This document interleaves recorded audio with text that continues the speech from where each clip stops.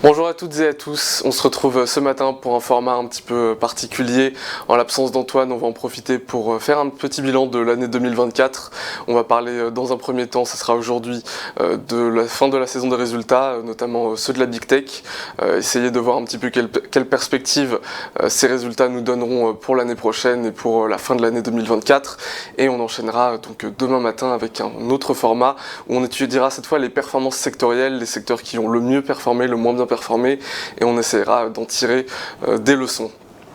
Je vous l'ai dit, donc aujourd'hui on va faire une petite revue de résultats avec ce titre Une nouvelle année de résultats records, puisqu'effectivement la Big Tech nous a délivré à nouveau une croissance exceptionnelle, et je parle plus particulièrement de Nvidia.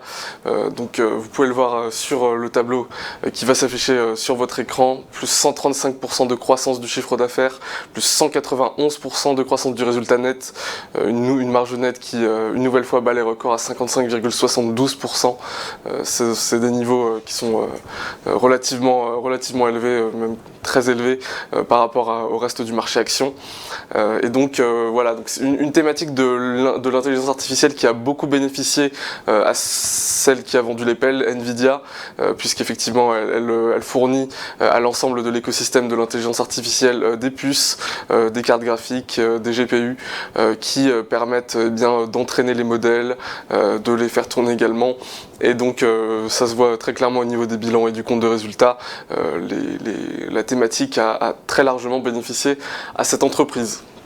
Vous pouvez le voir, je vous ai également annoté en vert ce qui a le mieux marché sur ces trois postes justement de performance financière, et on voit que Meta a également connu une belle année. Alors je vous précise, donc c'était dans le titre, on parle ici des 9 premiers mois de l'année 2024, puisque généralement le 4e trimestre est publié dans le courant de l'année 2025, et donc pour l'instant c'est le bilan qu'on peut tirer des résultats qui ont été publiés jusqu'ici, premier, deuxième, troisième trimestre, et qui nous annonce la couleur de ce qui va être probablement le bilan annuel de ces différentes entreprises.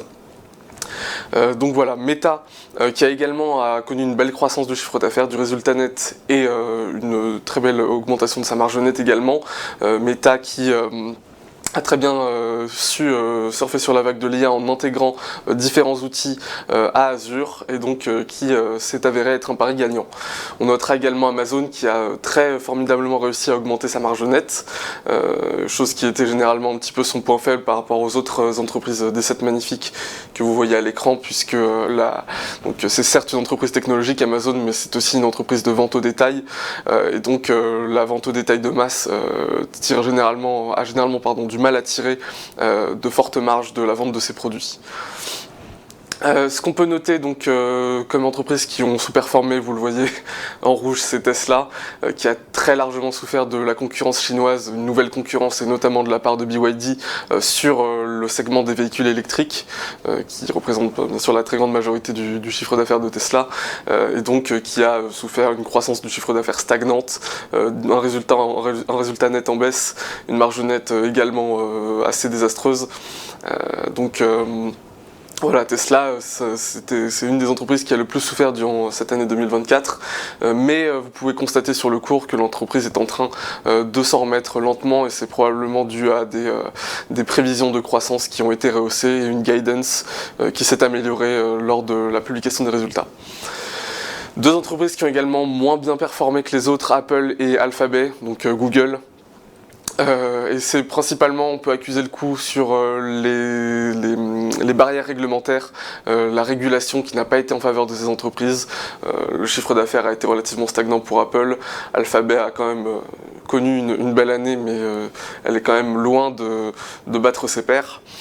Et donc voilà, on a eu de la part du département de justice américain des enquêtes antitrust qui se sont multipliées, qui d'ailleurs se multiplient encore. Google est sous le coup d'une nouvelle enquête et risquerait même de devoir se séparer de son moteur de recherche principal, Google Chrome.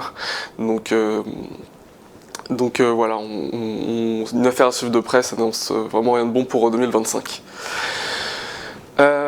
Alors maintenant qu'on a ces résultats, on peut avoir un calcul relativement pertinent d'une des métriques les plus importantes du marché que vous pouvez voir en bleu, c'est le rendement du S&P 500, le rendement qui est calculé tout simplement en divisant le bénéfice par action par le cours donc, du S&P 500. Alors pardon, c'est pas en bleu, c'est la courbe en rouge juste ici. Vous pouvez voir que le rendement du S&P 500 se situe dans les alentours de 3,3% actuellement. Alors que les obligations d'État à 10 ans, qui normalement sont censées être beaucoup moins risquées de par la nature étatique du porteur de ces obligations, les investisseurs exigent un rendement d'environ 4,4% pour détenir ces obligations.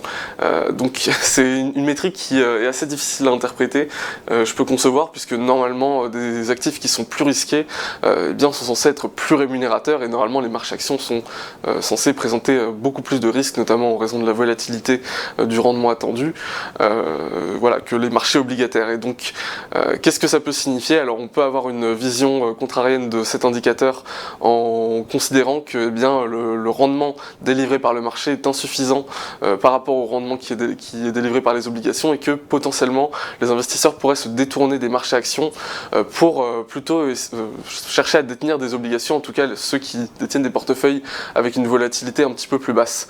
On peut aussi considérer que on parle de rendement attendu, on parle de rendement exigé, et donc si jamais le rendement exigé est abaissé et que le S&P 500 continue de se trader et de monter malgré cet indicateur de rendement qui est relativement faible, on peut considérer que et c'est un peu paradoxal comme je vous dis, le marché action est considéré comme peut-être moins risqué que la détention de la dette américaine qui, on rappelle, le déficit américain est quand même très très élevé par rapport à l'ensemble des États occidentaux.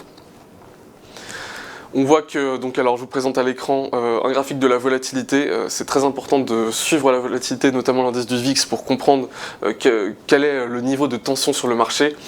Vous avez la volatilité à 1 an ici en orange clair, volatilité à 30 jours en orange, et c'est orange foncé, 30 jours en orange normal et 9 jours en orange clair. Et ce que vous pouvez constater, c'est que la volatilité attendue à court terme est devenue beaucoup moins élevée que la volatilité annuelle, ce qui peut vouloir signifier que à court terme les investisseurs se montrent relativement confiants, qu'ils ne voient pas de tension maintenant que la saison des résultats est passée, notamment ceux de Nvidia, qu'on a eu un ensemble d'indicateurs qui étaient plutôt optimistes. Donc le rallye de fin d'année pourrait très bien prendre son cours au regard de ces différents indicateurs et propulser le S&P 500 vers de nouveaux records. Et ce qui conclut cette émission pour aujourd'hui.